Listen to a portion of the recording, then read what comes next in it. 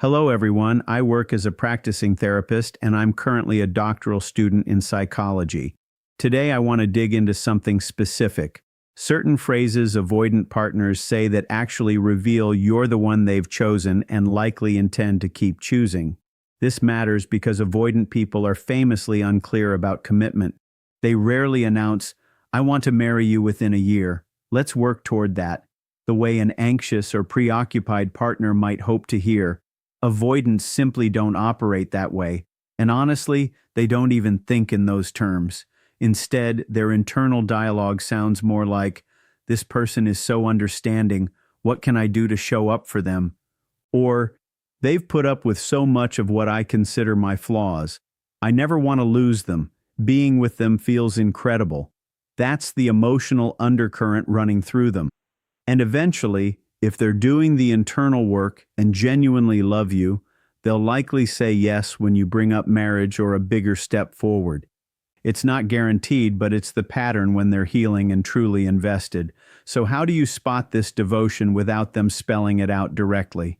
There are specific phrases that, while not explicitly about commitment, reveal exactly how an avoidant person feels about you. I'll walk through these in detail. I want to be clear, these patterns are tied to avoidant attachment specifically, not to any particular gender. When I say avoidant, I'm generally referring to dismissive avoidant attachment or fearful avoidant, leaning heavily dismissive. This isn't universal or one size fits all, but in my clinical practice, I encounter it constantly. So many clients bring this exact question to me that skipping a video on it would feel like a disservice because this information is genuinely useful. I want you to understand where I'm coming from and know this won't be my only video on the subject.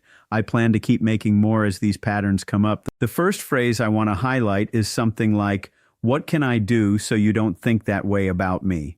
This typically surfaces after you've expressed a negative thought or some anxiety about the relationship. And instead of dismissing your feelings, they ask how they can rebuild your trust, essentially saying, "I would never do that to you," just in a roundabout way. Before I share a concrete example, let me explain why this phrase signals you're the one. Skeptics might say, "People say this to strangers too, but that's not accurate for avoidant individuals. Most avoidants genuinely don't care much about how others perceive them or feel in general. So this kind of response is far from typical for them." Now, this doesn't mean they have narcissistic personality disorder or any personality disorder, though yes, some avoidants can have those too. Anyone can. What I'm describing is simply someone dealing with avoidant attachment patterns. This behavior isn't intentional or malicious. It traces back to childhood where they were essentially taught through modeling and reinforcement that caring about other people's feelings wasn't acceptable. The message was focus on yourself, become fiercely independent, and don't dwell on how others feel.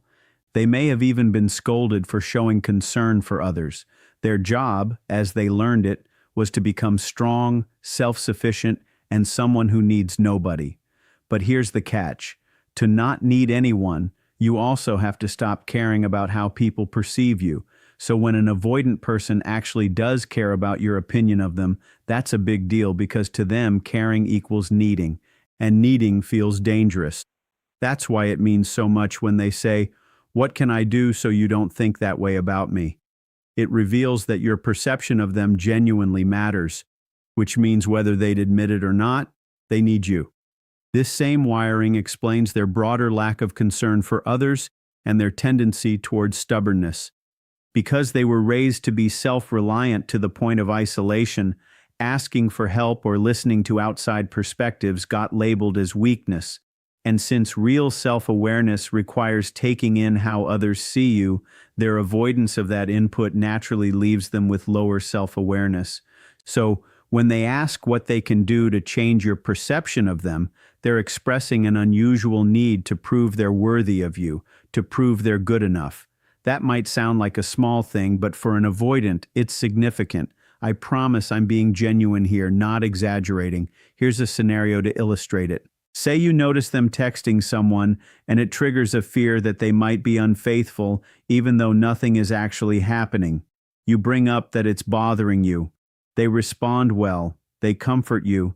thank you for being upfront, and reassure you properly. They're doing exactly what a caring partner should do.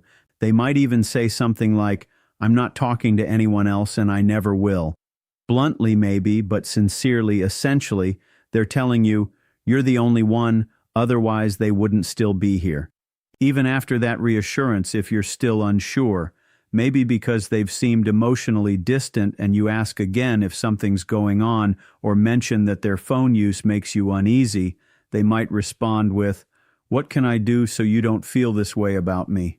Some avoidants will go to surprising lengths here, offering up their phone, offering to delete social media entirely, insisting they've done nothing wrong. It might look suspicious to an outsider, like why go that far unless something's actually happening. But in most cases, nothing is happening. It's simply that the idea of you doubting them cuts deep, and they don't have much practice processing that kind of emotional discomfort. At times, this can come across as a little unpolished, though not in a negative sense, just underdeveloped, because they simply haven't built up much experience navigating this particular emotion. So their reaction might feel a bit over the top.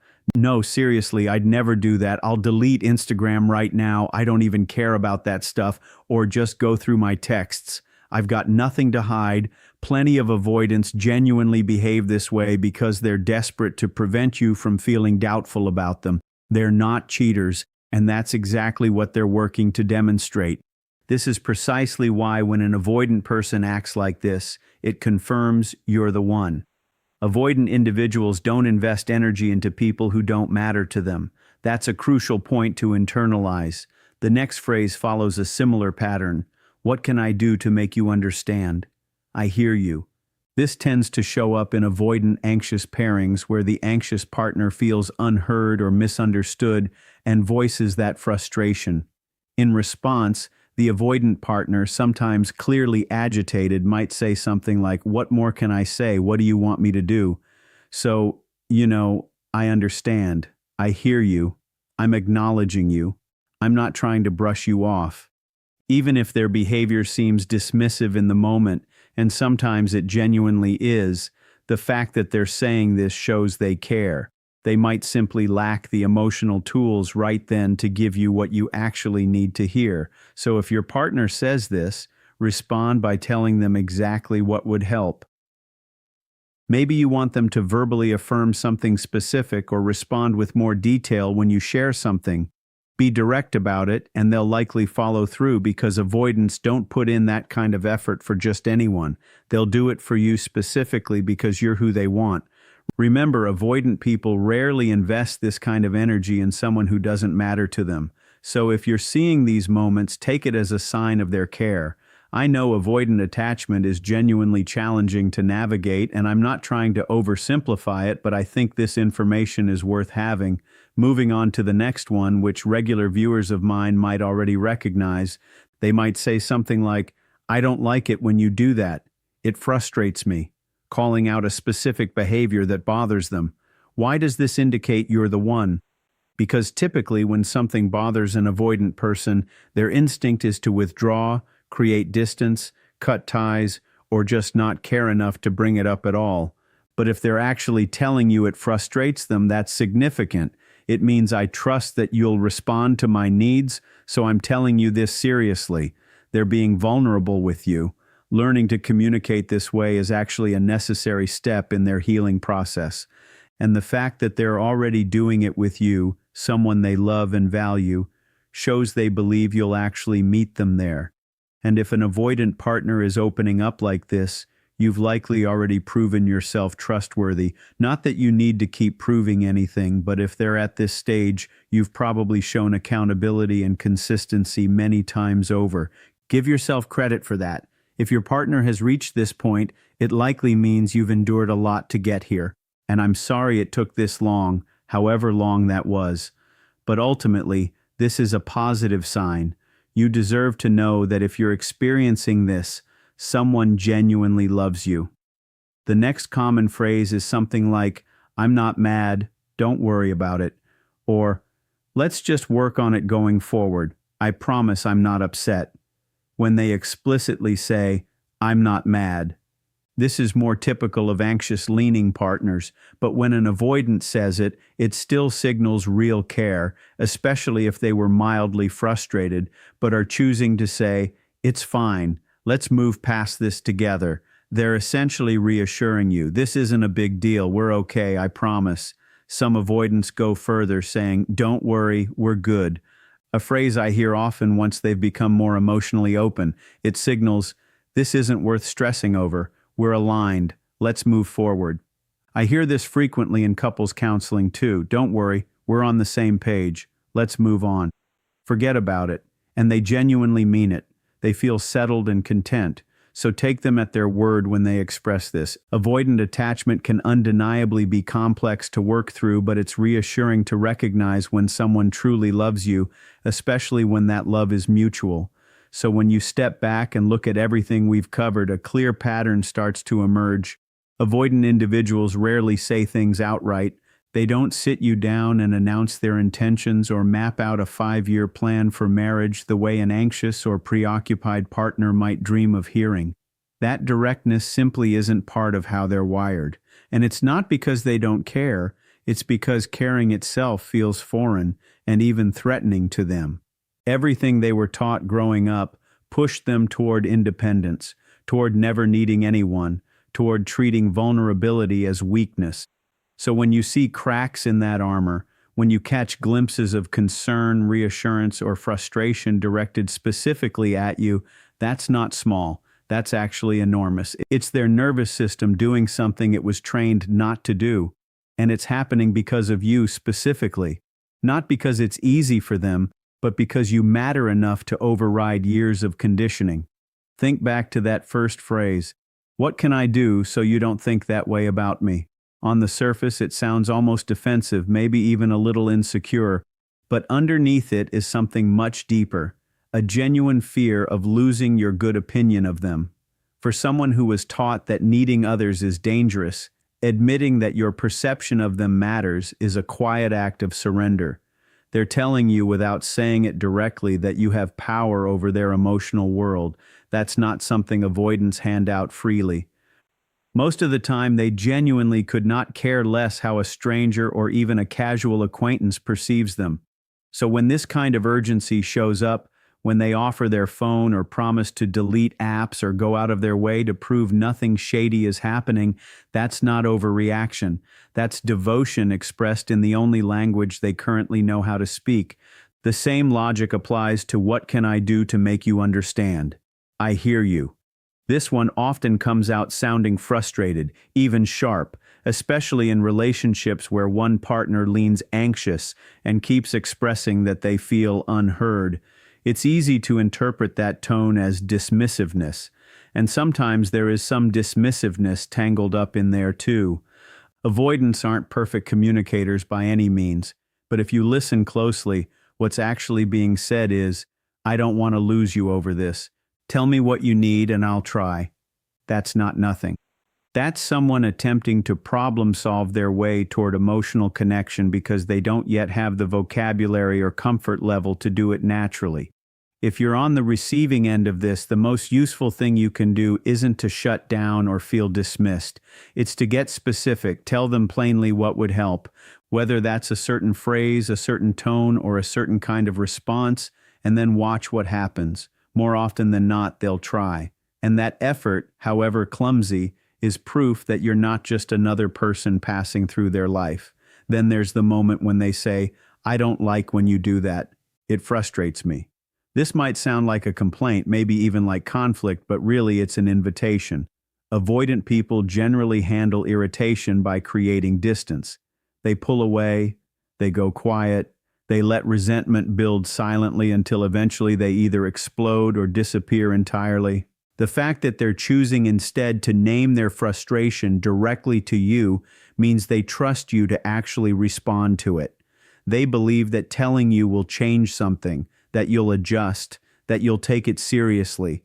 That belief doesn't come from nowhere. It comes from a track record you've built with them, probably through countless small moments of patience, consistency, and follow-through that you may not have even realized were adding up. If your avoidant partner is speaking to you this openly, it's worth recognizing that you've likely earned a level of trust that took real time and real effort to build, and that deserves acknowledgement, both from them and from yourself. And finally, there's the simple reassurance of, "I'm not mad, don't worry about it," or the even more relaxed version, "Don't worry, we're good." These phrases might seem almost too casual to matter, especially compared to bigger, more dramatic declarations of love. But for someone who typically processes conflict by withdrawing or minimizing their own feelings until they disappear, choosing to reassure you instead is a meaningful shift. It means they're actively trying to keep the connection intact rather than letting things fester in silence, which is often their default.